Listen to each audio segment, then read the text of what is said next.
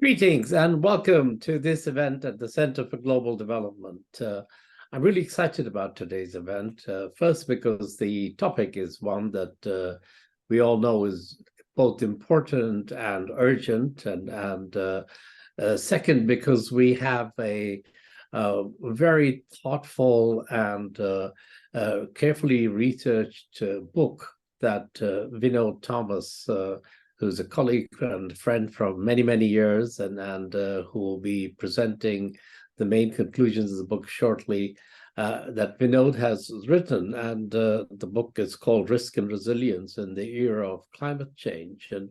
And the reason why I'm particularly attracted by this book and by the talk that we're going to have is because Vinod goes beyond making the case for why it is important to address the actions that will help to both help countries and the planet adapt to the consequences of climate change, but also the actions that will help to mitigate the future trajectory of climate change.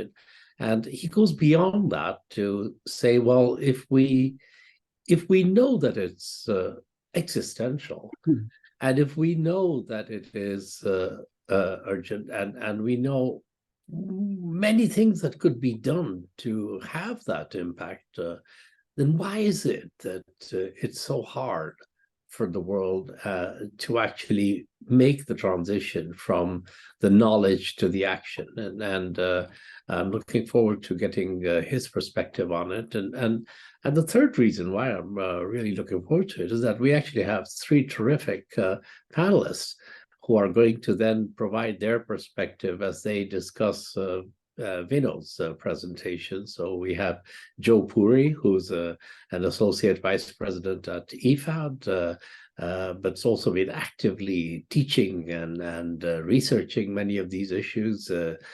So welcome, Joe. Then we have Shahid Yusuf. Shahid Yusuf is the chief economist at the Growth Dialogue at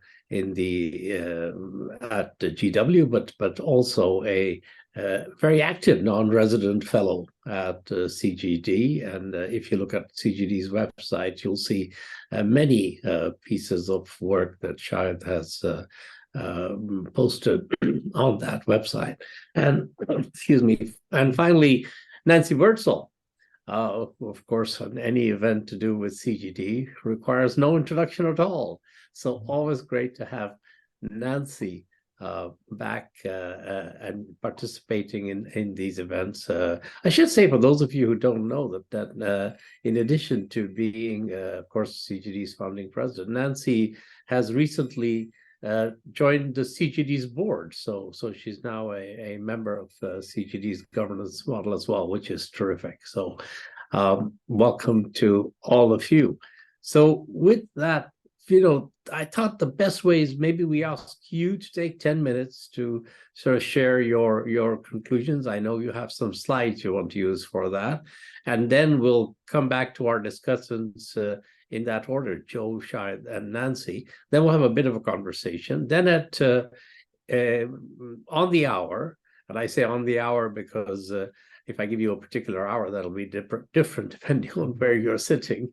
On the hour, we will transition into getting any comments or responding to questions that people might put as they're watching the first hour. And for that, I encourage you to use the chat function to put in questions. And if you put a big Q before question in your chat function, then I will be able to spot the questions from the commentary that I suspect will also make its appearance in the chat as we go along. So with all of that said, Vinod, over to you. Thank you very much, Masood. I'm just going to get this on the screen as we speak. I first want to thank Masood for thinking of this event, and really a big thank you to Nancy, Jyotsna, and Shahid for joining it. Now, Yes, Just to be, oh, there you go. No, I was going to say that that at is least just my coming screen on. is Yeah, showing something different. Here we right, go. Good, terrific. Thank you. right. And each of you in different ways and different times has contributed to this book. And I salute the work that you're doing on this urgent and important topic. Sometimes the urgent ones are not so critical, and sometimes the critical ones are not seen as urgent. Climate change belongs to the latter category. Um, just for efficiency's sake, I'll go through the slides fairly quickly. The flow of thought is really that the knowledge on climate change and the action, the corresponding action, has seen a divide that we haven't seen.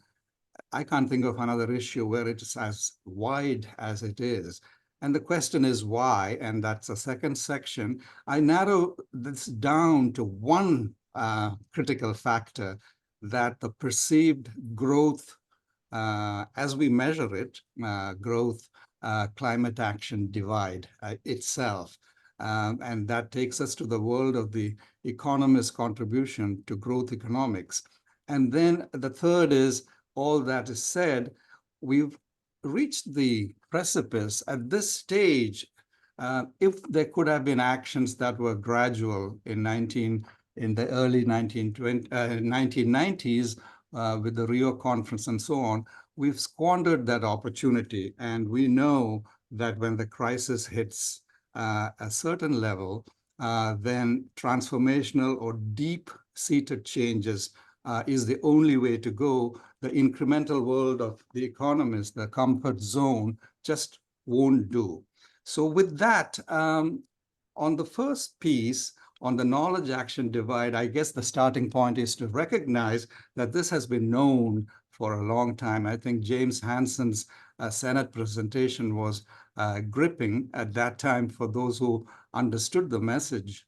And then last year, I mean, there's just been an avalanche of reports, one topped by the scientists saying that it's much worse than we thought. And in fact, we are sorry that we did not flag it as dramatically as we should have.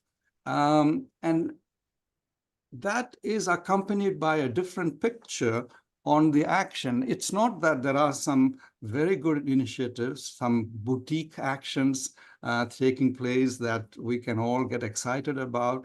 But on the left side of the ledger, you see the fossil fuel story, the orange, yellow line is just going up. And 2023 for the biggest polluters combined certainly was higher. And that just is at odds with the previous picture. And then the flip side of it is on the right side of the ledger, you see the dramatic increase in warming. And that is translated into people just being unable to do any farming in the afternoons in Asia. And the list is just very, very long. What makes this a super wicked problem, even unlike the tragedy of the Commons, where Eleanor Ostrom and Hardin and all said that with property rights and rules of the game and some negotiations, etc., maybe natural solutions can come. And we've seen a bit of that. But here, you have a tendency to diverge. Extreme weather on the left side, warming, raising energy needed for cooling, higher demand for energy, leading to, and accompanied by the lower supply, more use of coal. You see that even Europe and certainly in Asia. And that drives up emissions in a downward spiral, leading to further warming. And the same phenomenon on the right side, forest fires, more warming, more brittle the forest, more forest fires. And we've seen this right in front of our eyes. Given that, where do we go on Masood's absolutely critical question of why is this? Can we get to the bottom of the issue? Many things are there, of course. You know, it's seen as a long distance problem, 2100. Maybe the great scientists have done a disservice in the sense of focusing on 2100. It's right now. I mean, what more evidence do you need to see this as an immediate problem? 2030 should be the target, not 2050 net zero. Makes no difference, let alone 2070 set by India and 2060 set by China. The game will be over. In that picture, the fundamental factor, I think, and Partha Dasgupta has written endlessly on this, is that economists and policymakers certainly give physical capital their needed attention, financial included. Human capital, luckily, has seen a growing support in the 80s and so on, thanks to work such as Nancy's and others. And now you could say it's getting mixed support and is great.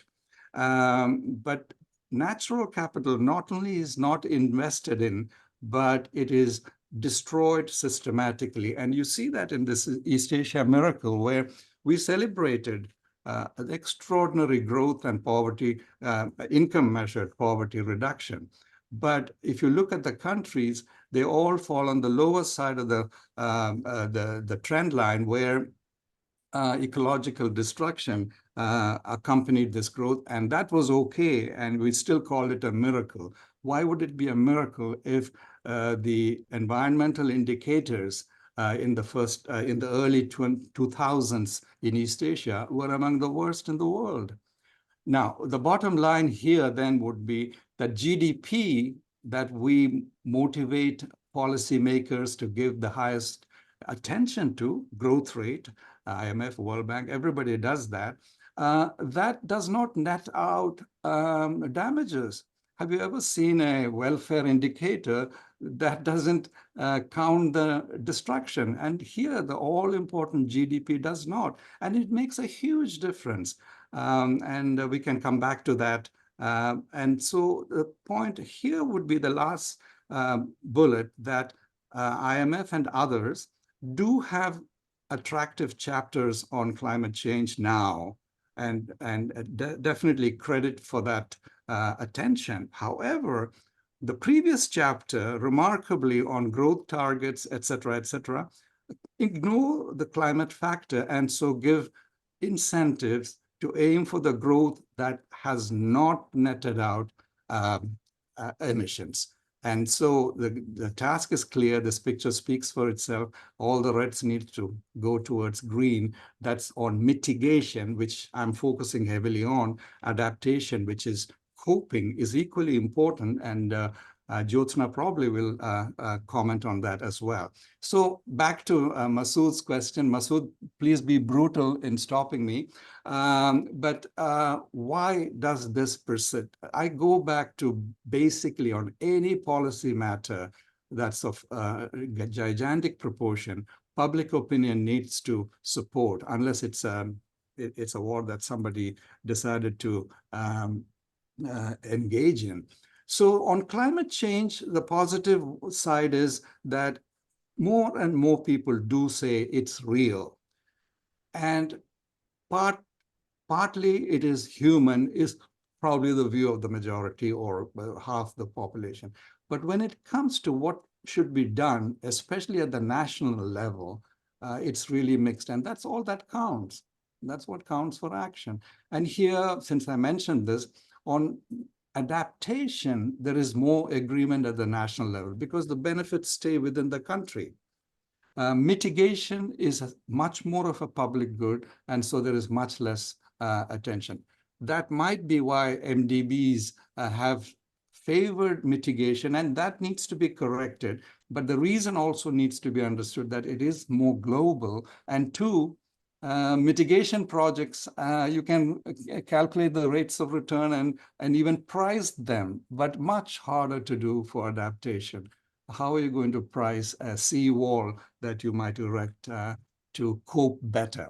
A few examples, then I'll skip this for now, of things going the right way in the sense of a decoupling of growth and energy, growth and actually emissions, and then the Swiss voters voting to say that we do need to do something about it. So again, back to Masood's question, what is missing is the clarity in people's minds when disasters strike, that there is this symbiotic relation that needs to be broken, just like a virus caused COVID-19. So we need to go after the virus, not the symptoms. So greenhouse gases, higher temperatures, sea level rise, floods, end of story. If that has to be broken, you've got to take up the fossil fuels.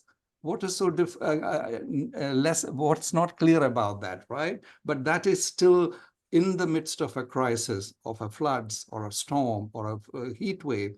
That connection is not made. If it were made, people might have pressed more. So I put part of the blame also on the weather reporters who talk about all the symptoms. Somebody lit a match in Canada. Somebody, in Hawaii, the power lines had a problem. All true, but the real reason is it's just too damn warm.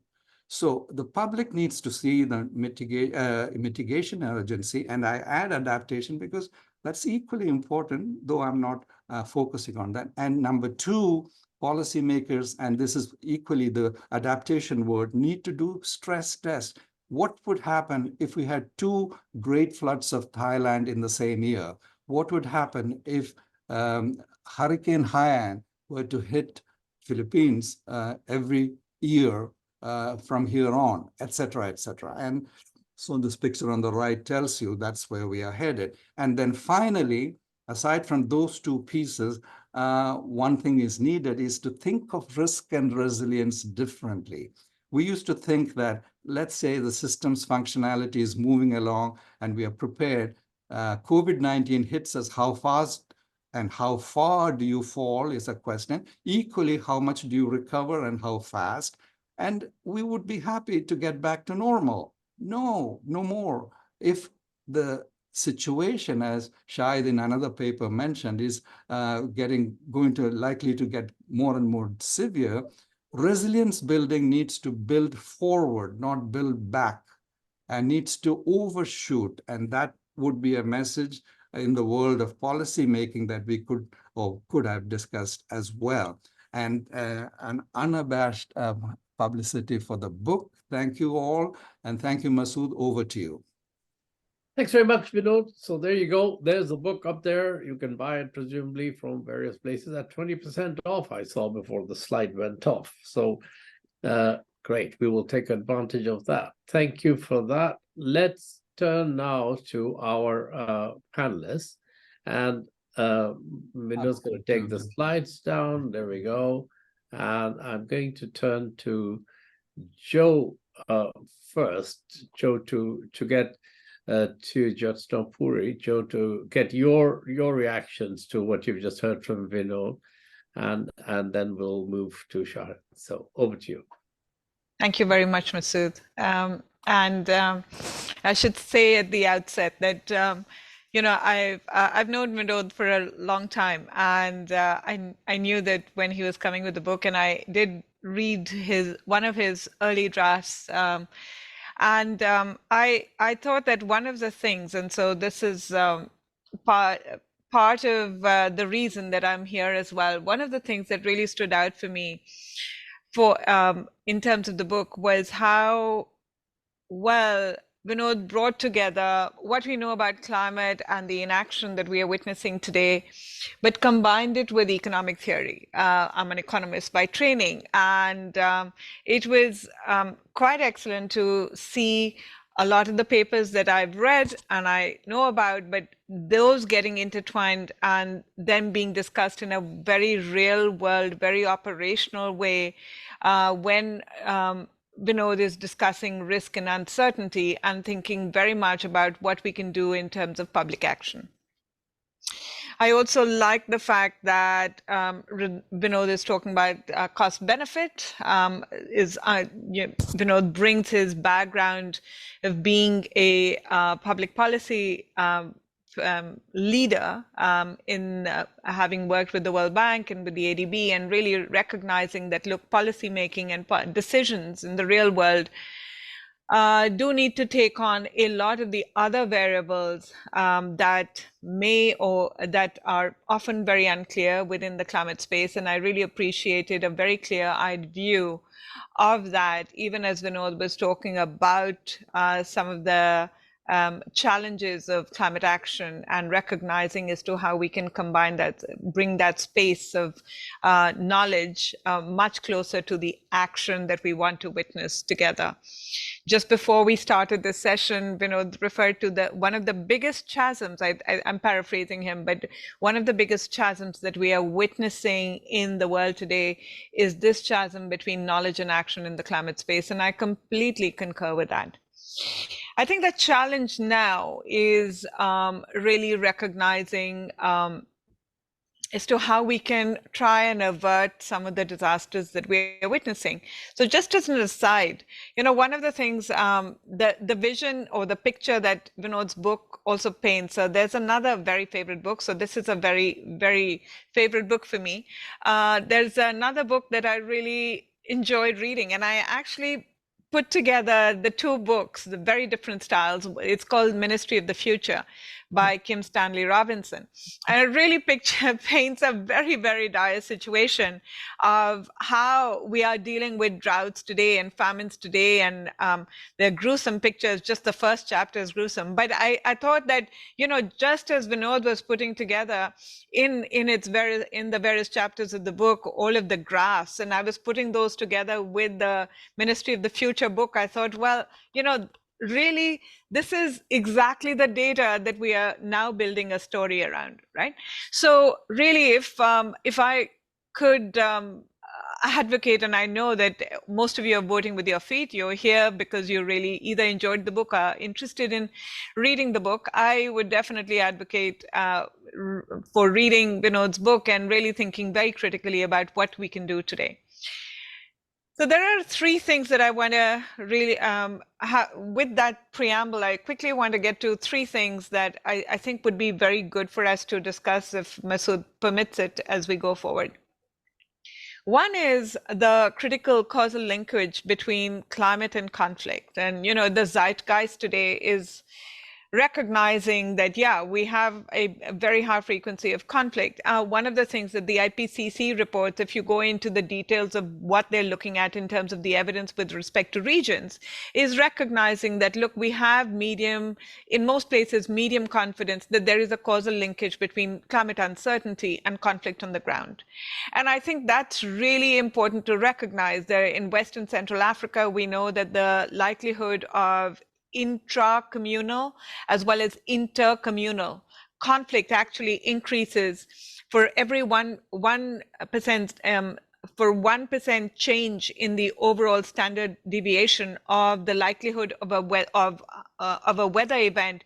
You see a 4 to 11% change in this overall likelihood of conflict.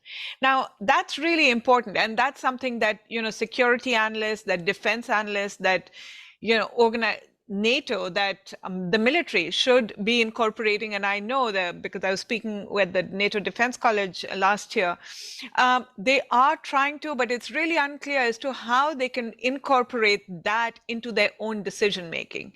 And I think that becomes a very important way in which we can translate a lot of the excellent evidence that Vinod is presenting into something that is operational and action. So that's one, the linkage between climate and conflict, and then translating that into action in the security space and in the peace space. The second thing is really transformative change. And I think. Uh-oh. Is it just my camera that's got? No, I think All right. she's let's frozen. see. She comes I'll back. actually You should wave at her. I think we've lost Joe. Maybe she'll come back in a second. I could still hear her, but I just Can we couldn't hear her? see. No, I cannot. No. I can't hear her. All right. Let's come back to Joe, I think, when she rejoins. But in the meantime, Shahid, can I move on to you, please? And I think one thing that Vinod raised, which I'd be grateful for your reactions to also, is this notion that measuring growth needs to take account of netting out the sort of environmental damage, the natural capital that's being used up in that process. And I guess my question for you is, how easy would it be to do that? I mean, in a way, could one produce such a series easily and consistently and non-controversially, or is it something that we're still kind of halfway to doing in that systematic manner? So, any reactions, Shahid? That and other points. Thank you, Vinod. Thank you, Masood. As you know, there is a lot published on climate change, and more is appearing every day. But Vinod's book stands out from the crowd. It is concise and up to date. It is rich in analysis and policy, and hard hitting, and it's entirely a highly praiseworthy achievement. It is a book that is sorely needed given the times and I would say the inexorable upward creep of global warming. And as Vinod mentioned, pollsters tell us that there is really a worldwide awareness of climate change and the danger it poses, but most countries are currently making haste much too slowly to mitigate or adapt to global warming. And this is what he talked about. We are living, I think, in what, if you recall, Ulrich Beck has called a risk society, where risks are manufactured by humans and they are on the increase. So why this existential crisis is not receiving the attention it deserves, to me, it's not really a puzzle.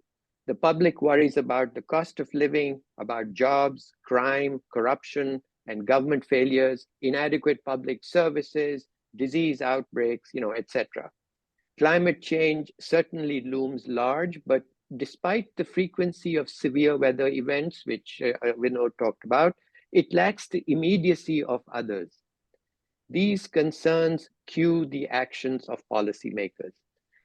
If you recall, Alan Blinder rightly noted that politicians have excruciatingly short time horizons.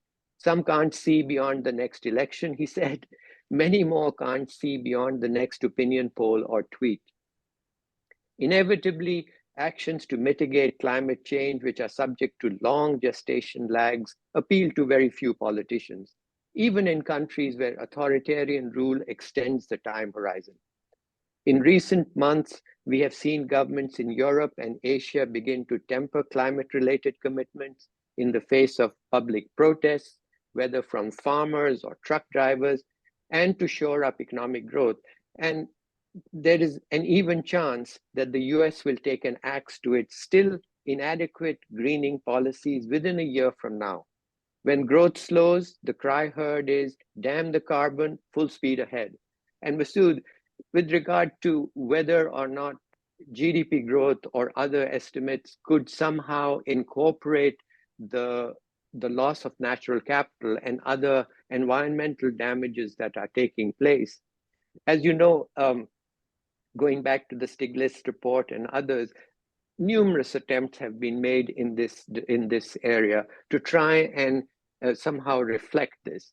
But in spite of this, in spite of the awareness, everybody kind of defaults back to GDP growth because it's a known quantity. And personally, I tend to think, and since I'm now currently continuing to work on East Asia, that GDP growth is really the North Star for all politicians in that area and elsewhere as well.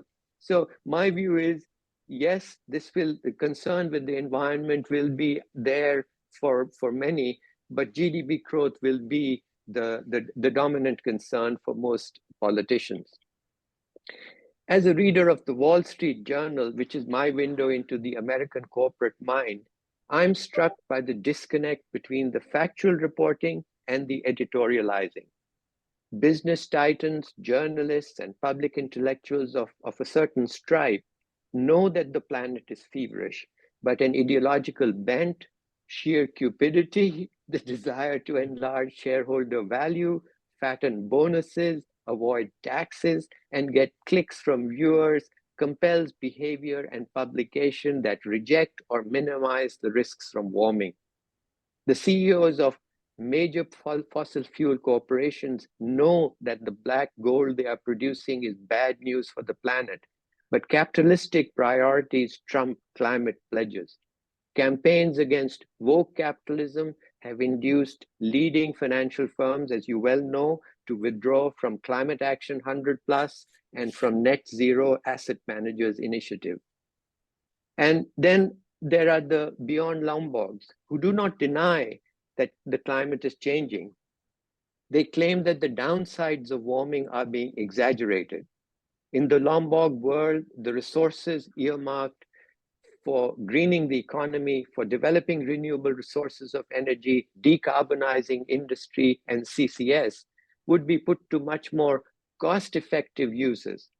Lombard has a new book on these alternatives, and it's called Best Things First. Vinod and I believe that carbon levies and technological advances, at least I hope Vinod agrees, could just possibly cap global temperatures, if not at 2 degrees centigrade, then at 2.5 degrees centigrade by 2050. Although I think severe weather will be with us forever. But the backlash against carbon taxes is a warning that sound economic policies have too little traction. Recall George Stigler once remarked that economists exert a minor and scarcely detectable influence on the societies in which they live. That was true then, and I don't think that the tribe has become significantly more influential since. However, we do know that skillful politicians, and we have a daily view of one of them, can transform people's beliefs and induce them to make incredible sacrifices, maybe even pay carbon taxes.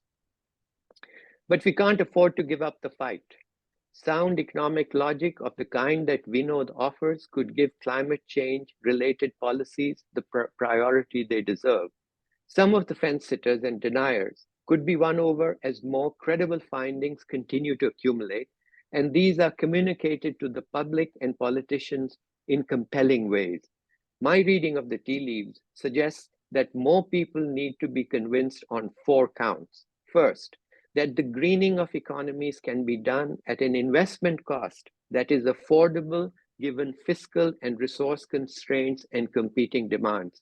This is going to be a really tough sell because many vulnerable countries have little fiscal space, as you well know, and adaptive capacity. Also, investment accelerations are becoming harder to engineer, something which came up in the most recent global economic prospects. Second, in addition to greening the economy, investment should raise productivity, employment, and growth. While there's much happy talk about the economic benefits to accrue from mitigation and adaptation, the evidence to date is scanty. Third, that the relocation of people from low elevation coastal zones, from floodplains, and from brown industries to other locations and jobs can be managed at an affordable cost and without triggering political turmoil. No country has attempted this on scale, and the reluctance to abandon vulnerable coastal areas and floodplains signals trouble ahead. And fourth, we need more tangible evidence that new energy technologies being touted can reach price and performance parity with fossil fuels within a reasonable time frame. These include controlled fusion, decarbonization using hydrogen biofuels, transparent solar panels, and CCS. As with artificial intelligence, research into fusion began in the 1950s, but large-scale fusion-based power generation looks unlikely before mid-century, and the investment required will be very large. My sense is that the political frictions caused by change on the scale needed will pose the real challenge, assuming that the technologies do pan out. Relocating people and finding jobs for workers shed not only by brown industries, but also those displaced by neural networks could be a huge undertaking. There is very little chance that countries could juggle both greening and universal basic income for the displaced. My bottom line, and I hope that Vinod agrees, is that the pace of warming is such that 2 degrees centigrade or more is baked in, irrespective of what countries do to mitigate between now and 2050. It's already at 1.45 last year. To minimize hardship during the next 25 years, adaptation deserves increasing attention. This will test the capabilities of policymakers in all countries. I worry that unless handled very skillfully, this effort could speed up the democratic recession that is underway. Recall, Kaushik Basu warns that aging dictators prioritize personal over longer-term national interests and global public goods. Looking around the world, I think that is an unsettling thought. Thanks very much. Okay, Shahid, thank you very much. You've certainly given us a lot to think about. So I want to come back to one thing you said, which was that many countries in Europe and in the US sort of backtracked a bit on their climate commitments in the face of public protest. Yep. And I guess my question is, what will it take for them, for the same politicians, to feel pressure to go faster rather than backwards? When will the public protest shift from causing people to temper down their commitments to actually forcing politicians to say, no, this isn't good enough, because people are scared about the consequences or are feeling the consequences now, or are in other ways more forward-looking? And I think that'll be an interesting test of when we get to that tipping point. But for all the reasons that you've just outlined, there may be a few challenges on the way. Joe, I want to come back and close out first. We interrupted you because you got disconnected before we come to Nancy. So back to you, please. You are on the second of your 3 points, if I recall. Yes. Yes, thank you so much for listening, Masood. Yes, so there was an internet outage here in Rome, which is, I guess I should learn to expect it, but I still haven't updated my expectations. My priors haven't changed. So I was talking about, the transformational change that Vinod's book talks about, and the accumulation of these anomalies. And the reason that I think that one of the things that Vinod's book also does is essentially gives us a sense of what those anomalies are, right? That we are accumulating one after the other.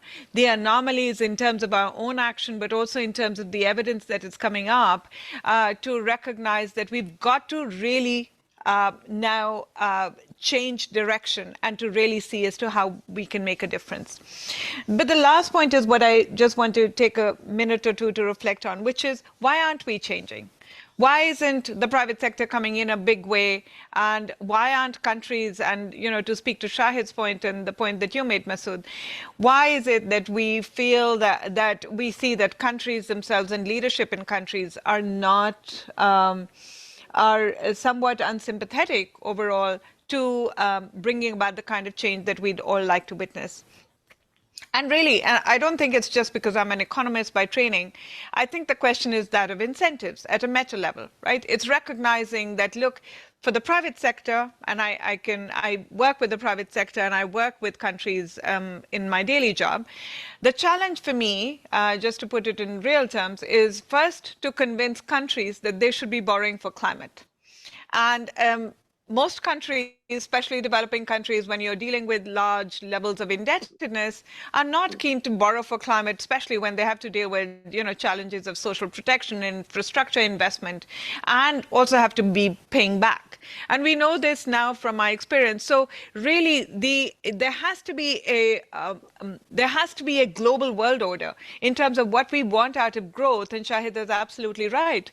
That needs to change so that countries actually start to think about borrowing for climate. So in my space, we are thinking about, well, debt swaps for climate, or debt swaps for resilience, or impact bonds, ways that we can create incentives for countries in the private sector to come together to create these blended instruments, which are able to bring together different risk appetites, but also recognize that countries themselves at the levels of finance ministries aren't really interested in taking on that kind of risk and repayment liability.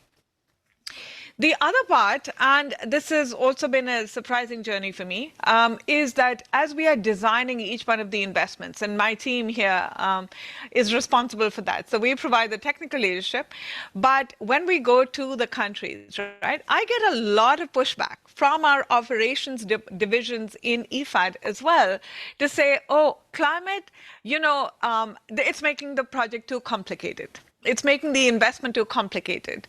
And it's almost like a add-on. And it really, in a fractal way, it almost mirrors the sort of, how should I say, the challenges that we are witnessing within countries. People want growth, but if growth is coming at the cost of climate, or climate is coming at the cost of growth, I beg your pardon, then it's something that you can dismiss or essentially discount.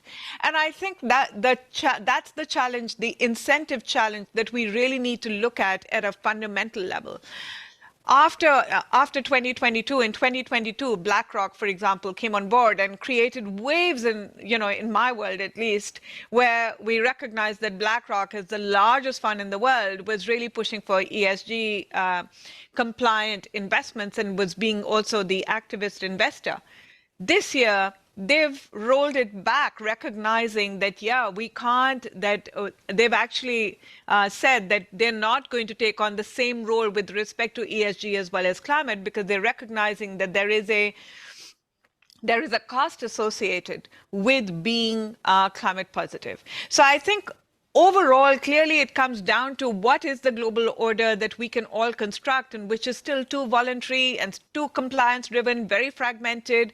We have different emission trading systems, but we don't have a global trading system where there's no leakage, etc. So we really need to be thinking about how we can push the world into a space where clearly climate and environment are valued and priced, and we are creating the incentives for each one of the individual actors. Thank you. Right. Incentives, that's, we economists, we love incentives. And I think the question that you just ended with is, how do we get to a point where the incentive structure aligns with those objectives? And what drives the process by which the incentives are set in the system? And I think that's going to be an interesting set of questions. So Nancy, that you got a lot of input already. So what's your take on all of this? How do you see this process? And can I ask you a question, Nancy, which is, we do evidence, economists, right? We like to do data, evidence, facts,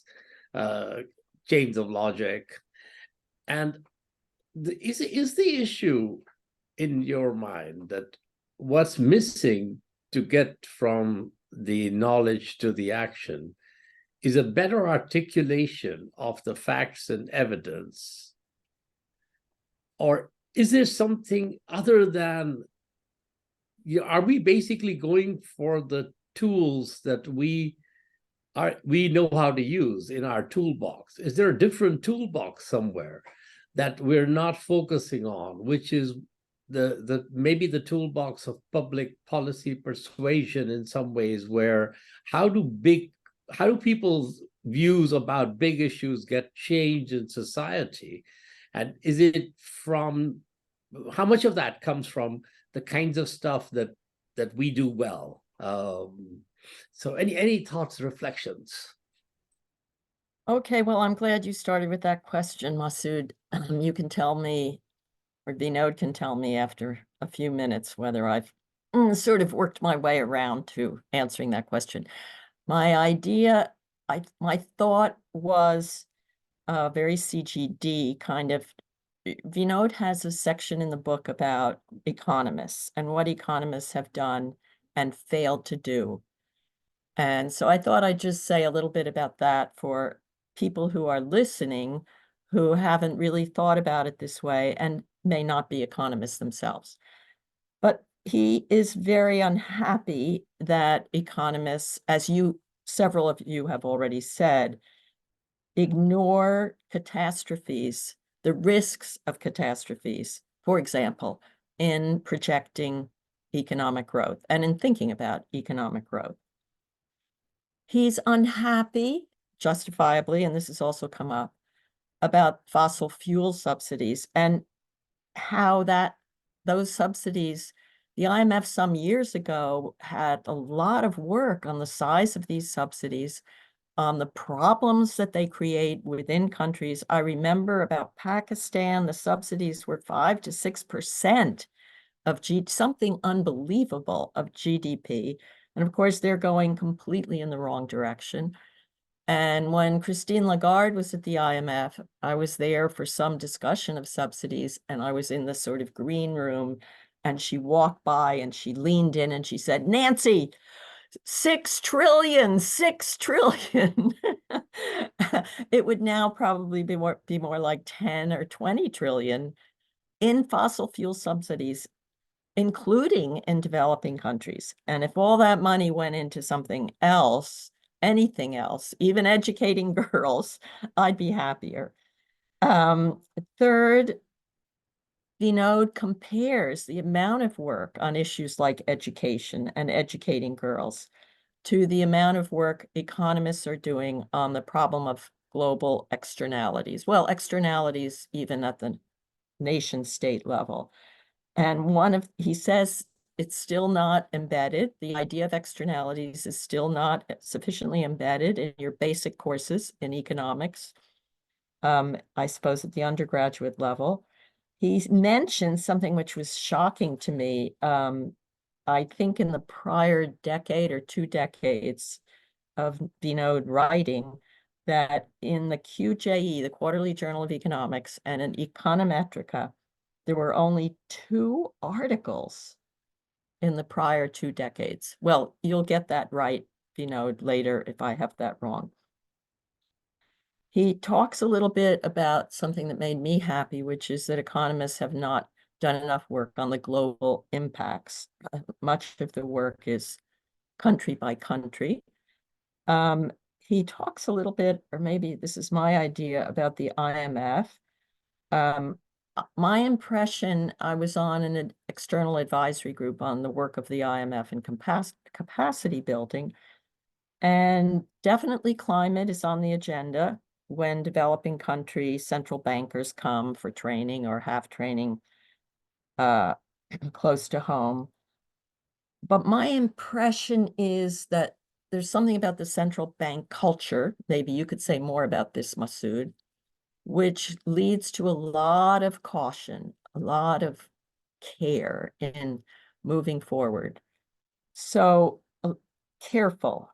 And this reminded me a little bit of when Mark Carney, now maybe 10 years ago, is that right, at the Bank of England, started saying how important it is to look at the risks associated with investments, say, in fossil fuels, or with any investor, the risks of climate change.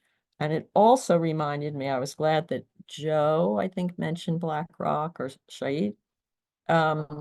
It was when Brian Dees, who's now also joining the board of the center, he went to BlackRock, and his mandate was to deal with climate, among other things. But when he left, or when the CEO of BlackRock changed, all that sort of disappeared. And they were under tremendous pressure from the bad guys. So to the extent that the US should be taking leadership, although Vinod doesn't talk about this, the lobbying of the fossil fuel people here is unbelievable. Just think of Joe Manchin and his pipeline. It's crazy, but they're winning. They're winning in the political sphere. The last thing I want to mention, and here I really feel economists have missed the boat, development economists, is the fate of developing countries because of climate change.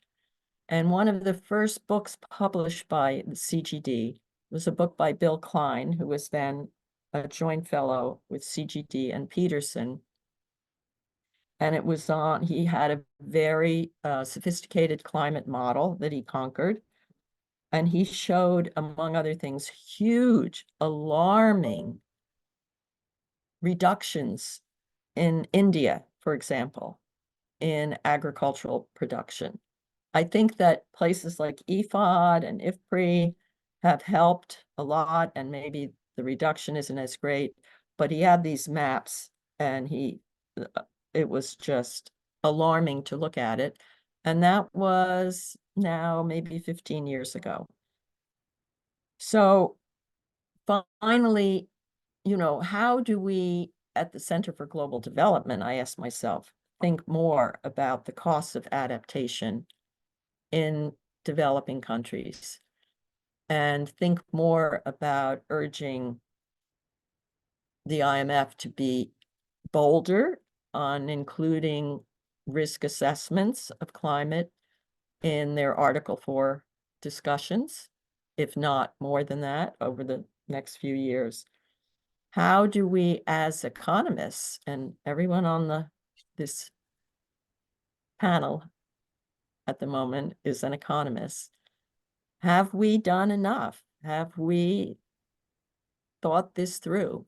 And as development economists, I think there's really room for giving us all sort of a grade of C or D, and it's time to step up, particularly on the fate of developing countries in a world where they will have huge costs, or are having already huge costs of adaptation because of what the rich world and the developed countries are doing and not doing, and particularly in the US, what we're not doing.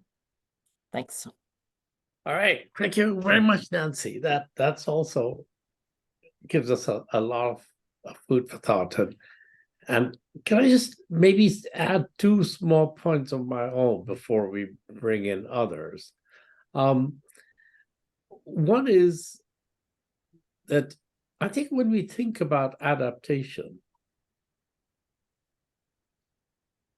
there's a big discussion about, where do you place it? And is it climate finance or is it development finance? And to my mind, for many countries, adaptation is really building into their development strategies the additional cost of the consequences of climate change.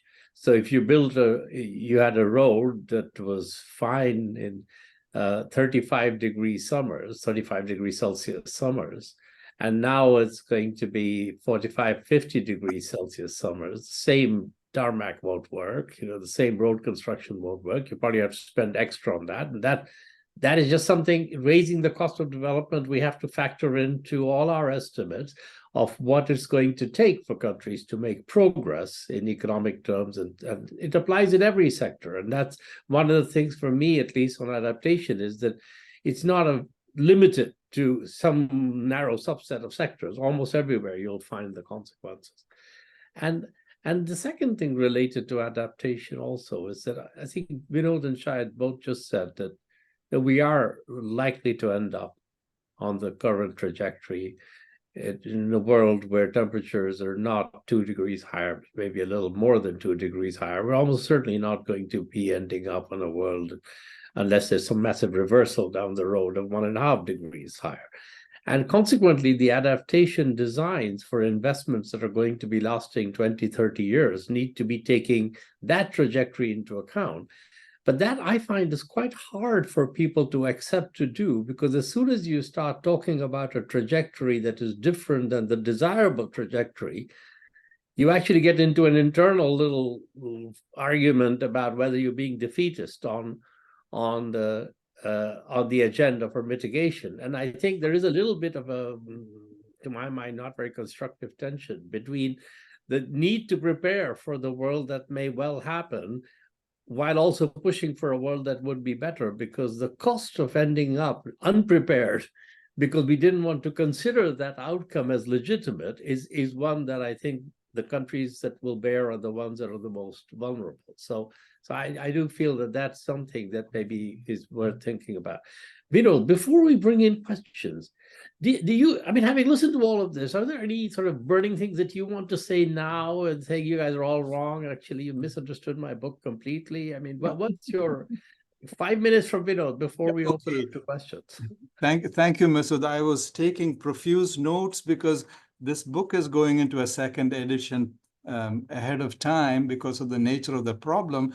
And everything that you and the panelists said is right on the money. And I don't say because you're all friends, but this is really what has been driving my thinking as well. So if I may just make there's so many points that are valid and worth stressing today, but take your, Masood, your formulation and then bring some of them in. One, and as Nancy said, this misinformation and lobbying, it's not minor. It really is a game changer. And there was a question, I think, from Masood as well on smoking in the general public chat.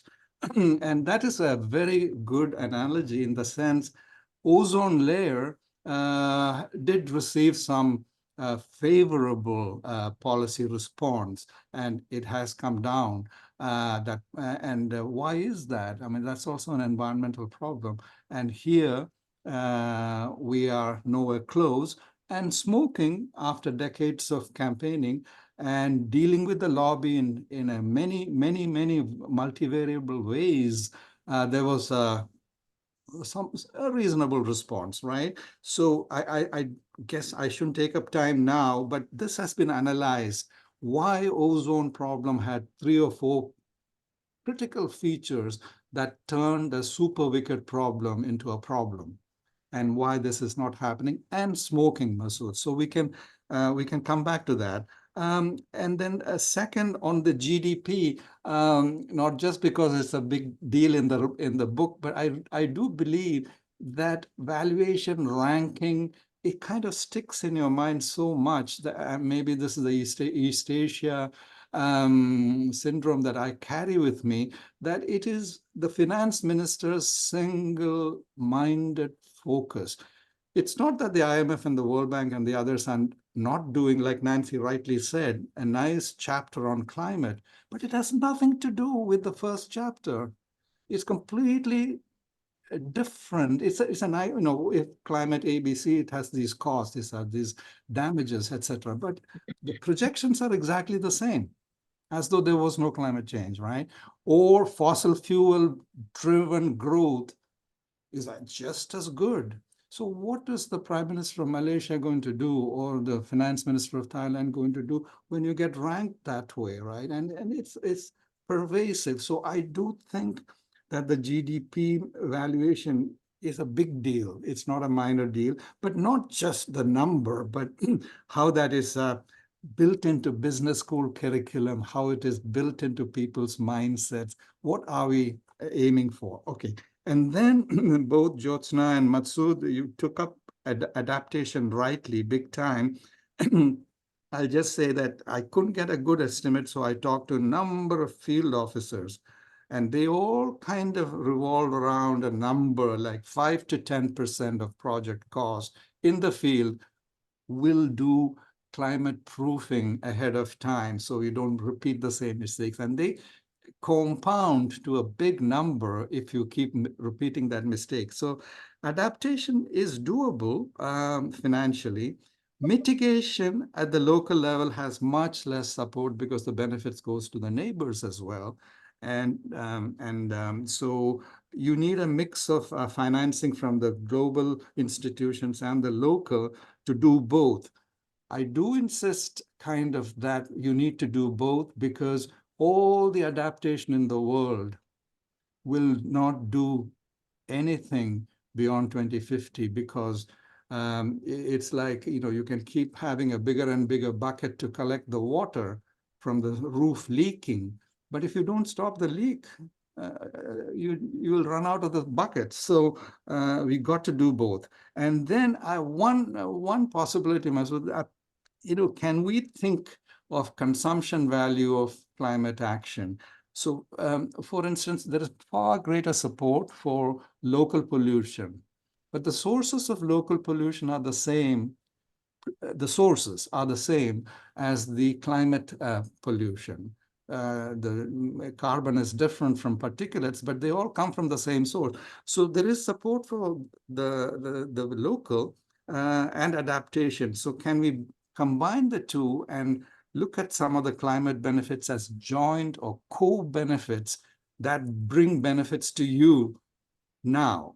Now, it's not all now, and there is a problem of discount rate. We didn't have time to go into that. That's a huge difference among economists. If you say the discount rate is 5%, just like any other thing, and then if you say if it's close to zero, like Stern and Stiglitz say, it's a completely different calculus, and you don't justify the climate projects. So you've got to get this idea that we are talking about social benefits. Individuals don't value them the same way, but we can get to that partly by GDP valuation and partly by getting the discount rate truly integrated into the thing.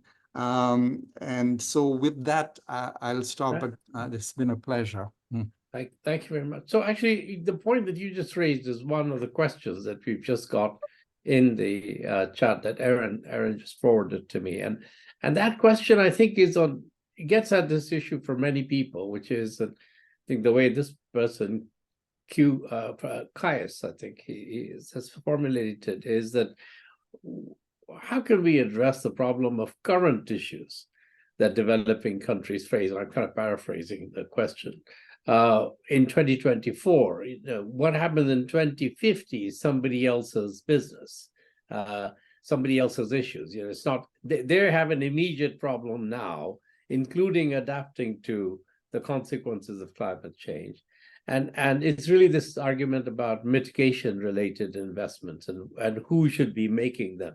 And can I ask all of you actually to think, what is our best response to that? And in doing that, can I make it a little more complicated by saying that the numbers are that if you take low-income countries, the least in developed countries, they account, I believe, for 0.6% of global emissions.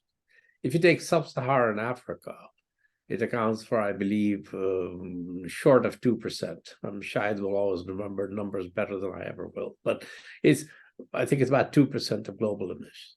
And it's the case that almost no plausible trajectory of economic growth for these countries will have a consequential impact on the global emissions in 2050. Right. On the other hand, it is also the case that virtually all the increase in global emissions between now and 2050 comes from a subset of emerging markets and developing countries. So there is a subset of EMDCs, probably about 10 or so, and we all know the names. There's China, India, Brazil, South Africa, Indonesia, Vietnam, etc. And you go down the list, and they account between them for the bulk of or over half of the increase, and all the increase comes from them plus some other larger developing countries. So clearly influencing the future strategy for emissions for these countries is very consequential for mitigation, but limiting that focus to these countries rather than to every developing country today might be a better strategy than trying to get everybody onto taking mitigation seriously. That's an argument that people make. So I want to get your reactions to the general point that Kais raised, why should they worry about somebody else's issue for 2050? And the more specific argument that some people make, which is that why don't you just focus on the dozen countries and for the rest, just help them adapt? Is that a reasonable line of argument to take? So maybe, I'll come back to you perhaps on that, but anybody else want to take that on what's the reaction to that? Well, yeah. Nancy. Yes. I think at this point, the multilateral banks ought to be subsidizing the extra cost that those middle-income countries would pay if they were dealing with their climate, problem. Absolutely. And, there's talk of it and there's a fund at the World Bank, but it's all very vague and people, it's as though the project economists aren't sure exactly where to start and what they could do. But absolutely, it's very straightforward. I remember being in Indonesia now 5, 10 years ago, whatever, and on the forest problem. And the incentives for Indonesia to work on reducing deforestation, well, they don't have any incentives. They have incentives to get the trees cut and send out the palm oil, et cetera, et cetera. So the only way to really encourage something better in that country is to have a forest project and have a piece that is, give away. You get a discount on the costs of your loan to work on forests that is appropriate because, even the big countries like Indonesia, South Africa, India, they're still very low emitters. Right. So that's the way it is. That's the reality. Why should they take on these costs when they look around the corner and see the rich world emitting much more per capita, much. Okay. Now, anyone else want to? Yeah, Shahid, you've got your hand up, and then Joe. I'll come to Shahid first, and then to Joe. Yeah, I just thinking of the following. You recall the Chinese always saying that we don't want to be old before we become rich. Okay, and this is what I sense is this concern in almost all of the developing countries.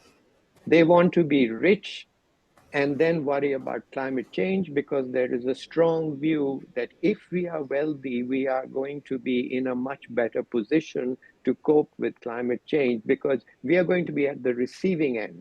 We really can't do very much about it. We're going to be at the receiving end, but if we have a higher income and we are more developed, we will be in a better position. I think that is a concern which is very much there.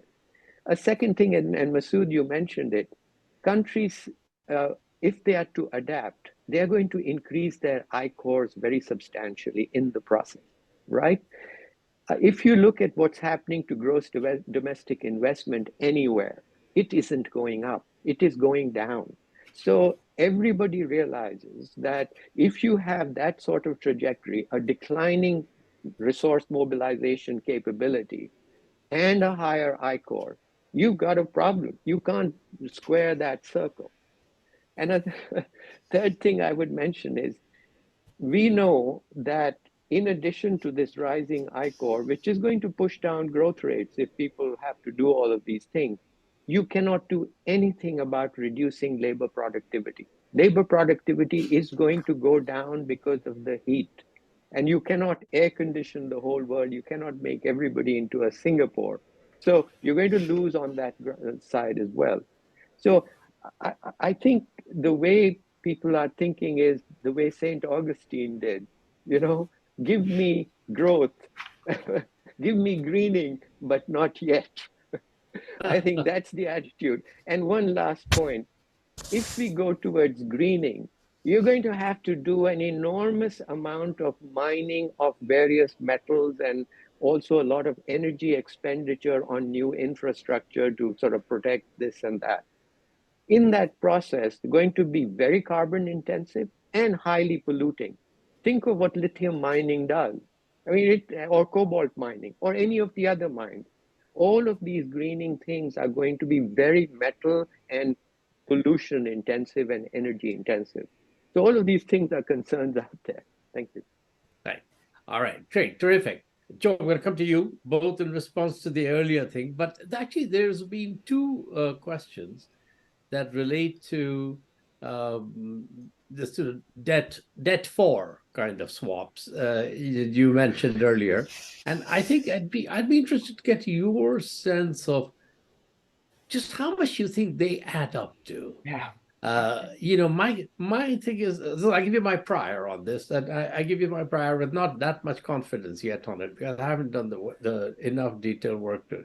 But so I'm very much interested in your view on this. Is that I think my prior is that they are clearly making a difference in terms of establishing new ways of financing, making the links, but so far I have not been convinced that they will add up to transforming volumes, or that there's this unintended consequence, which is that they might leave the budget of the developing country much more fragmented and compartmentalized, because then a lot of what is freed up is already pre-allocated for one thing or the other. So any reactions to that? There's also a very interesting question about the role of SOEs in all this, on which maybe others can come in after you, Joe. So any thoughts, please? Yes, please. Thanks, Masood. So if I might just back up a little bit, taking the challenge that you've posed for us, I think the answers or the incentives that we have to put together for adaptation are quite different from the ones that we have to put together for mitigation. Several of you noted this. I mean, mitigation,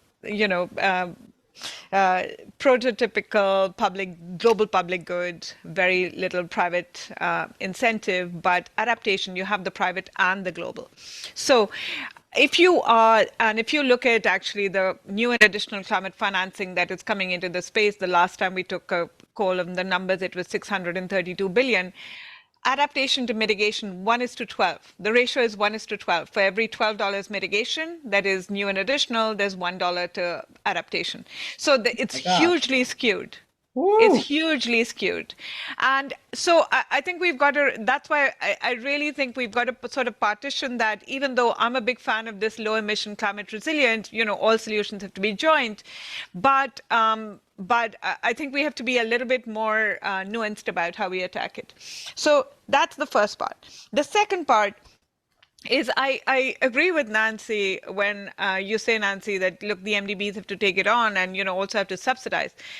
But actually, there's not sufficient capital in the MDB space, which is why I sort of opened the door about other instruments in the MDB space to really take on the climate problem by itself, right? And that's why we are talking about, well, what are the blended finance platforms that we can put out there so that we can truly create that incentive space for bringing in actors from the private sector that can really help us to marry the risk appetites of different actors with the problem that we are trying to deal with.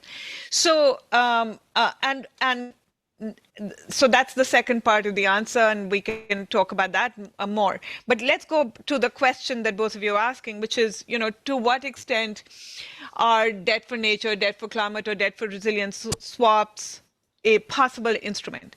Till now, I mean, I can literally count on one hand where I've seen experiences. So there's been Seychelles, blue bonds, there's been Ecuador, there's been Belize and Barbados, and maybe one or two more, right? The largest transactions in this space have been approximately $500 billion, etc. The last time I saw that, it unfortunately had Credit Suisse implicated for it.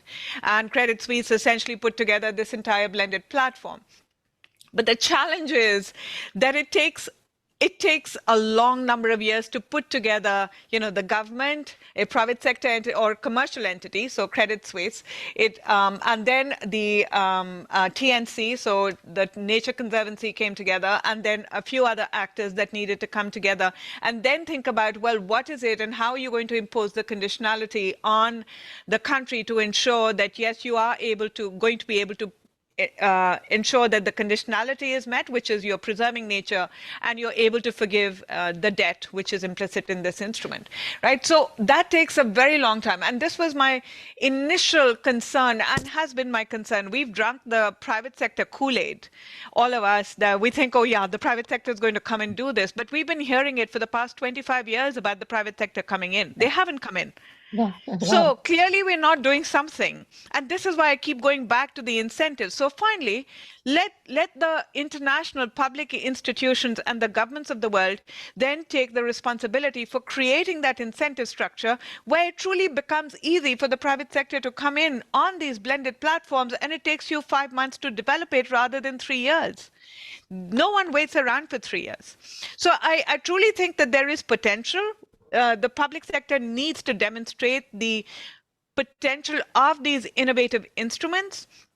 We also need to, and we haven't even spoken about greenwashing and impact washing, which is this entire elephant in the room, where I have this is my personal hobby horse, where I keep complaining about, well, even for ESG and for green indicators, I don't know as to whether we are actually reducing the amount of emissions in the atmosphere. And we know now that actually there's a lot of washing there. So, but it is the public sector that has to come in on both putting together those platforms, the innovations for the instruments with financial engineering, as well as doing the measurement in a credible way. Thanks. All right, I can see we could have a whole we need to organize a separate seminar on this, on sort of where we are on blended finance, the role of these new financial instruments in green financing, and also this issue of, you know, is there a disconnect between the happy talk and the reality that you see, and can that be bridged, and how do we, to what extent is the bridging a reflection of a behavioral mindset change in the public sector institutions in terms of how they engage with the private sector, and to what extent is it actually just a reflection of the risk return profile that the private sector investors today are ready to take on, and then how you can amend that. So there's a lot to be done there, and I hope we can organize, with or without the benefit of a book, a conversation on that, to which you'd all be welcome. But let's go to the SOE issue, and you know, in a way, this takes us a bit to the public institution. So there are banks, financial institutions, national development banks, international development banks. There's sort of places like IFAD. You know, they're all basically international financial institutions and domestic financial institutions. But then there are also domestic, publicly owned enterprises, which may not be banks.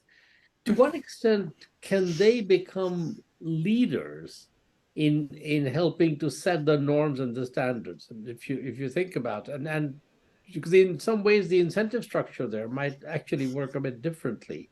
Any thoughts on that? Vinod, I want to know what Vinod thinks of that, because I feel very, you know. So, okay. Nancy's many... not buying into that argument. Shahid? See, I was thinking Shahid would be Mr. SOE. Yeah, Shahid, any reaction? In the good sense. Yeah, well, look, I've just recently been writing on Chinese heavy industry decarbonization. And so, you know, in China, you have the state sector controlling a lot of the financial institutions, which lend to the SOEs in a preferential basis. And it also controls the most carbon intensive industries, which is steel, cement, petrochemicals, paper and pulp, and so forth. And what I see is that, one, the SOEs get a lot of money so they can expand. They are in a sort of privileged position. But at the same time, these are the ones under the greatest pressure from the central government to try and introduce technologies that reduce carbon emissions. And because they can get the capital to do so, they are the ones that are experimenting with things like use of hydrogen for both steel production and in the cement industry.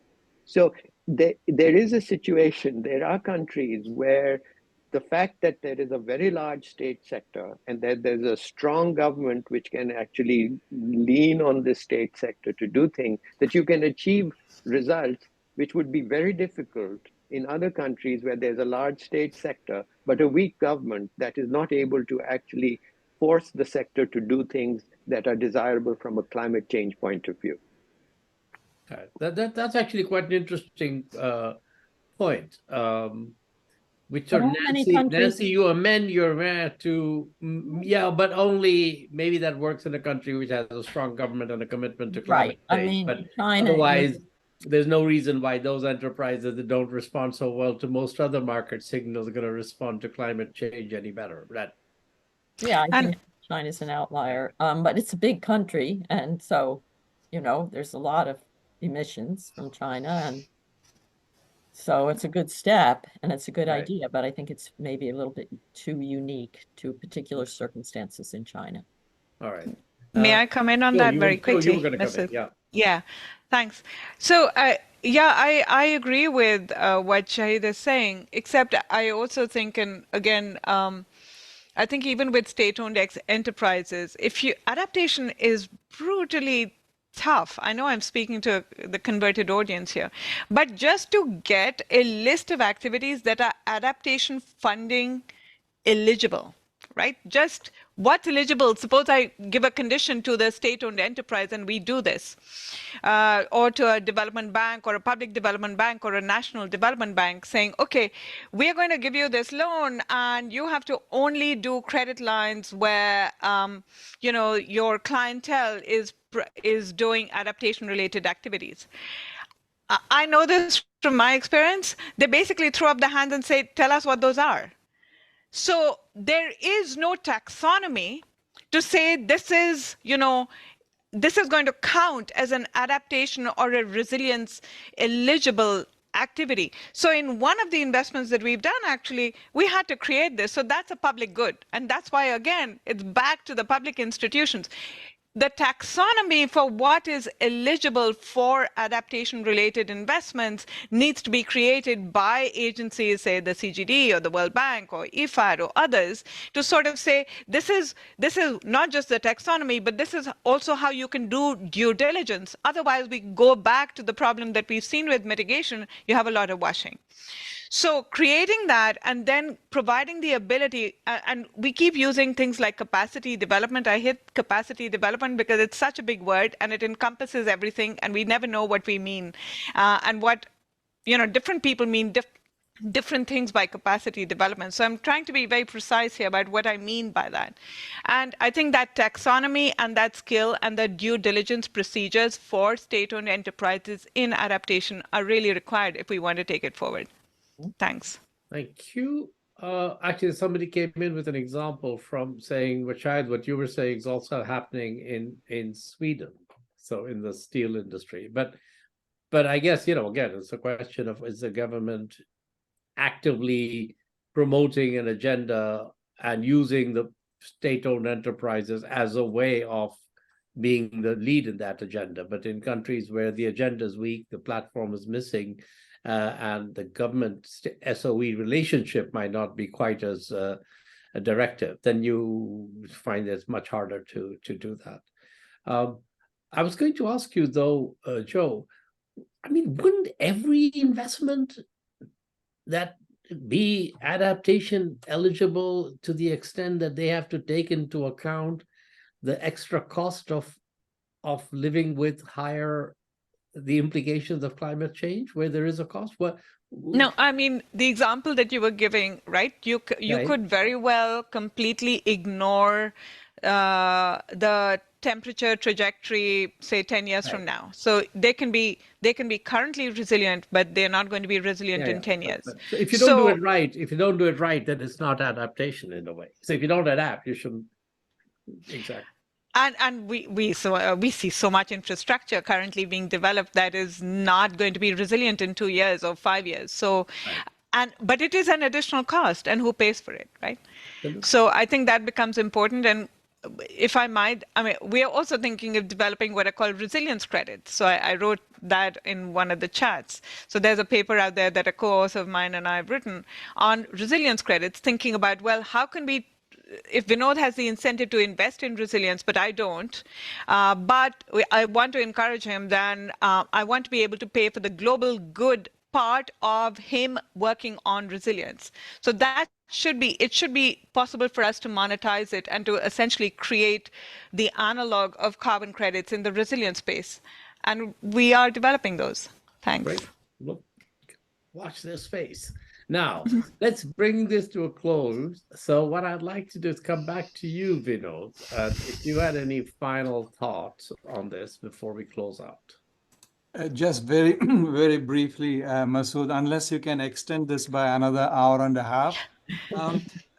There's so many of the central issues that were picked up today, and we will continue talking about them. But if I may just take one that relates to the reality check, and will this discussion today move the needle, at least in our clarity on what needs to be done? And I go back to the GDP conflict, which, you live that. That's really the bottom line, the conception that climate action, adaptation, and certainly mitigation come at the expense of food on the table today. And who is going to take that position, not just in developing countries, definitely in industrial countries also.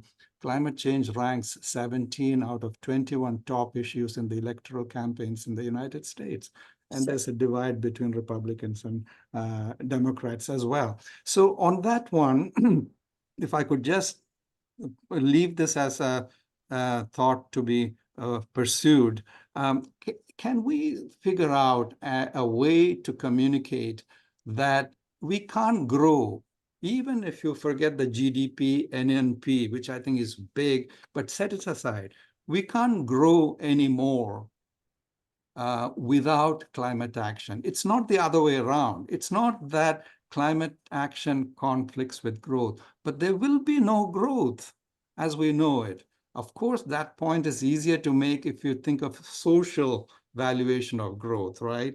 But income distribution is such that there is no voice for those who are particularly hit, both in terms of countries and in terms of people within countries. They are on the front line.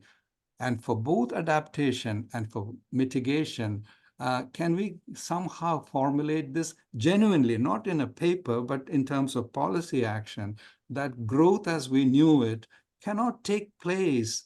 We are not against growth. We are very pro-growth, but it cannot happen even without fancy NNP, etc.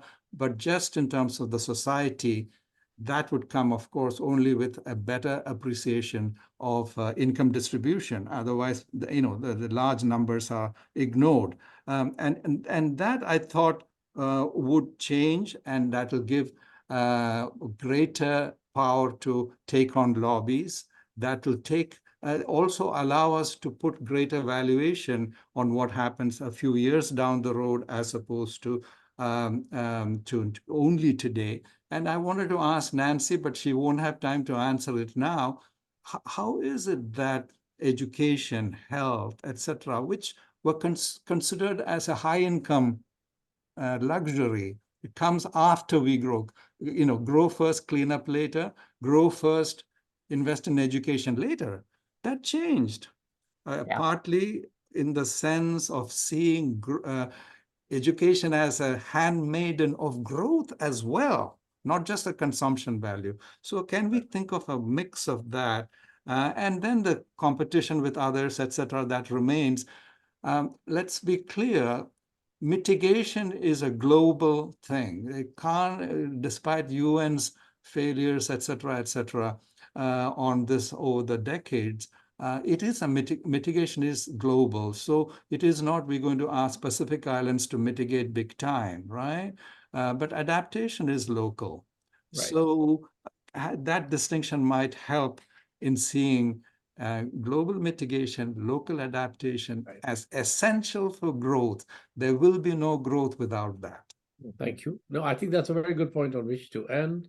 And let me just make a link to, the World Economic Forum has a something called Council on the Future of Growth, which I co-chair. And actually, what we've decided to do in there is the whole thing is structured around going from the growth we have to the growth we need.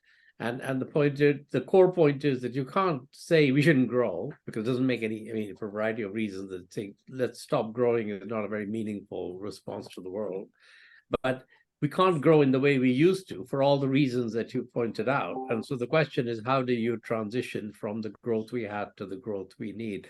And I think that general point you've just made, Vinod, is one that we should take away and work on. And Nancy will have a chance to come back to you, at least bilaterally, on the issue of how we made the change on thinking about why education is an input rather than a consumption good thereafter.